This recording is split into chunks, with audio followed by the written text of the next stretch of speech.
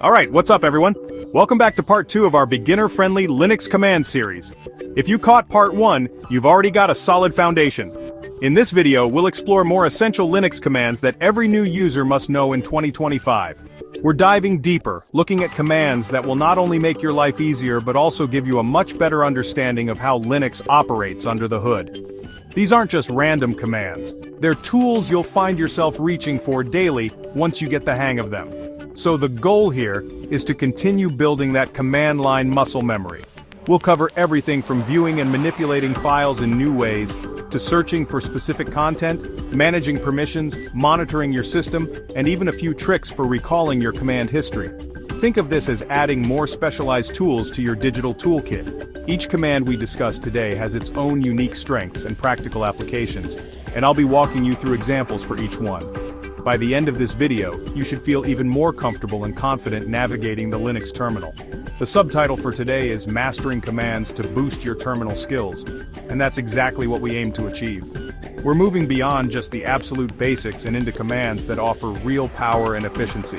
So, grab your keyboard, open up your terminal, and let's get into it.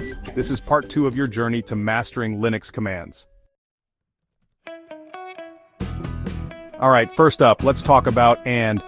These are fundamental commands for viewing file contents directly in your terminal, which stands for concatenate, is probably one of the first commands many Linux users learn after AND.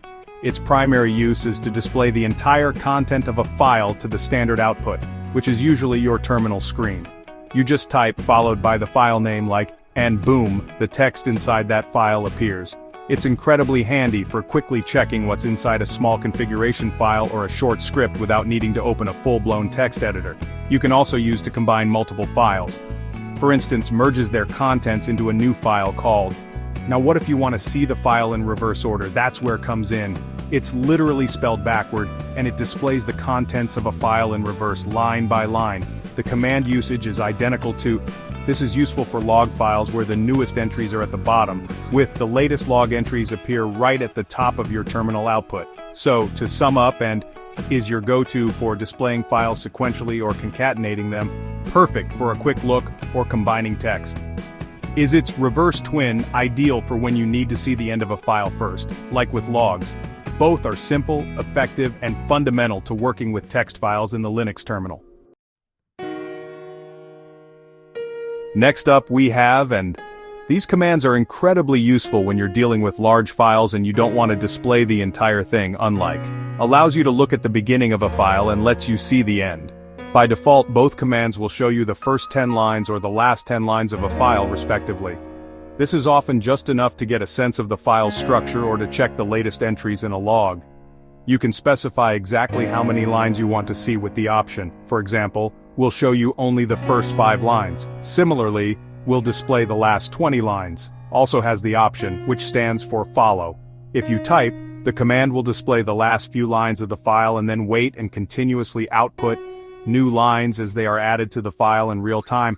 This is incredibly powerful for monitoring live logs, and are your precision instruments for viewing specific portions of files.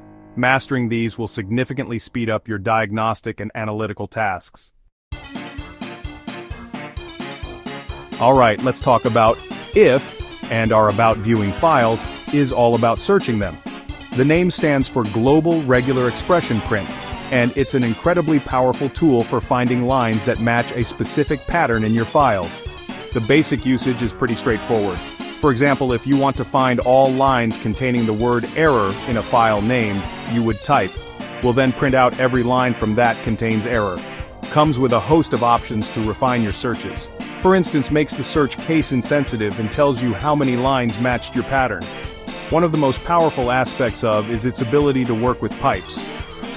You can pipe the output of another command into to filter it. So, is your magnifying glass for text files letting you search for specific strings or complex patterns? Alright, now, let's shift gears and talk about security and file management with AND. These commands are crucial for controlling who can access your files and what they can do with them. In Linux, everything is a file, and every file has permissions and an owner. Understanding, which stands for change mode, and meaning change owner, is fundamental to maintaining a secure and organized system. Let's start with. This command is used to change the permissions of a file or directory. Permissions determine who can read, write, or execute a file.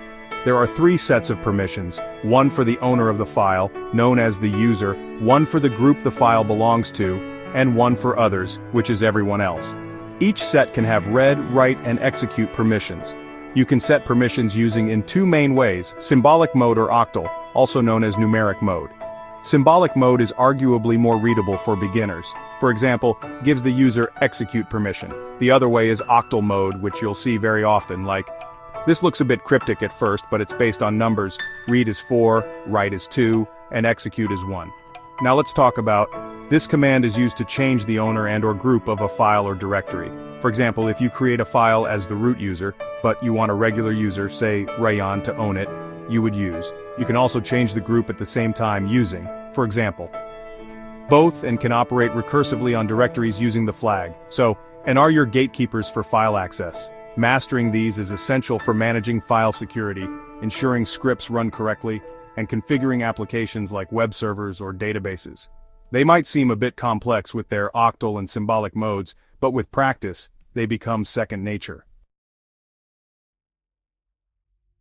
Alright, let's move on to monitoring your system's performance with, and these are interactive command line utilities that give you a real-time overview of what your Linux system is doing. First, there's, when you type and hit enter, your terminal screen will be taken over by a constantly updating list of processes, sorted by CPU usage by default. The main part of the display is the process list. Each line represents a process, showing its process ID, the user running it, CPU percentage, memory percentage, and the command itself. While it is incredibly useful and ubiquitous, some users find its interface a bit dated or clunky. That's where it comes in, is an enhanced, more user-friendly, and interactive version of. When you run, you'll immediately notice a more colorful and visually organized display. So whether you use or, these tools are essential for understanding your system's real-time performance. Next up, let's tackle the common problem of finding files when you can't remember exactly where you put them. For this, Linux offers 2 very powerful commands, and both help you search for files and directories, but they work in fundamentally different ways and have different strengths and weaknesses. Let's start with, the command is an incredibly versatile and powerful tool that searches for files and directories in a directory hierarchy based on various criteria you specify. It searches in real time, meaning it actively traverses the file system when you run the command. The basic syntax is, for example, to find a file name starting from the current directory you'd use. The real power of comes from its expressions. You can search by name, type, for file, for directory, size, for files larger than 10 megabytes, modification time, for files modified in the last 7 days, permissions, owner, and much more. However, because searches the file system live, it can be slow. This is where it comes in. Works differently. It searches a pre-built database of files and directories on your system. This database is typically updated regularly by a command called, because just queries this database, it's incredibly fast. If you type, it will almost instantly show you all paths that contain myfile.txt. So when do you use versus if you need a very fast search based on a file name and the file hasn't been created or moved very recently, is usually your best bet. If you need to search based on criteria other than just the name, or if you need to find very recent files, then is the more powerful and appropriate tool. One of the most empowering things you can learn in Linux is how to help yourself. And for that, the command and the option are your best friends. Almost every command in Linux comes with its own documentation, and these tools are how you access it. Let's start with, which stands for manual. The command displays the manual page, or man page, for a given command. These man pages are comprehensive documents that typically describe what the command does, its synopsis, how to use it, a detailed description of its options and arguments, examples, information about the author, and sometimes related commands. To view the man page for a command, say, you just type. Now what if you don't need the full, detailed manual page? What if you just want a quick reminder of the command's syntax, or its main options? That's where the option comes in. Most, though not all, commands support a flag. This usually prints a much shorter usage summary directly to your terminal, and then exits. The output from is typically a concise list of available options with brief descriptions. So, the general workflow is, if you need a quick syntax reminder, try. If you need a full understanding of the command, its nuances, detailed option explanations or examples, then is the way to go. Embracing and is a crucial step towards Linux mastery. Finally, let's talk about efficiently reusing and recalling your previous commands using and some cool shell features like pronounced bang bang. As you work in the terminal, you'll often find yourself needing to rerun a command you typed earlier, perhaps with a slight modification. The command itself is very simple. Just type and press enter, and it will display a numbered list of the commands you've recently executed in that terminal session. Each command in the list has a number next to it. Now just seeing the history is useful, but the real power comes in re-executing those commands. The most famous of these is bang bang. This nifty shortcut reruns the command you executed. This is incredibly handy if you, for example, typed a command that requires superuser privileges but forgot to add. Instead of retyping the whole command, you can just type. Beyond, you can rerun any command from your history list by its number. If the command showed that command number 23 was, you can rerun it by typing. Another extremely useful history feature is reverse searching. If you press in your terminal, you'll get a reverse iSearch prompt. These small tricks can add up to significant time savings in your daily workflow. So, there you have it. Another set of essential Linux commands under your belt, from viewing and searching files with, and to managing permissions with, and monitoring your system with, and finding files with, and leveraging your command. These commands will boost your Linux workflow and confidence at the terminal. Each one is a powerful tool in its own right, and when you start combining them, that's when the real magic happens. Practice is key, so I encourage you to open up a terminal and experiment with these commands. Try them on different files, explore their options using OR, and see how they can fit into your specific tasks. The more you use them, the more second nature they'll become, and you'll start to see opportunities to automate and streamline your work in ways you hadn't imagined before. This journey into the command line is all about building that familiarity and discovering the efficiency it offers.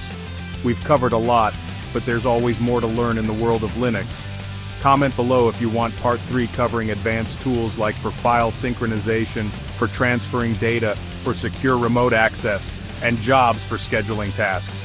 Your feedback really helps shape the content for this channel. Don't forget to like this video if you found it helpful, subscribe for more tech content, and hit that notification bell so you don't miss the next one, right here on Tech with CyberRay. Thanks for watching, and I'll catch you in the next one.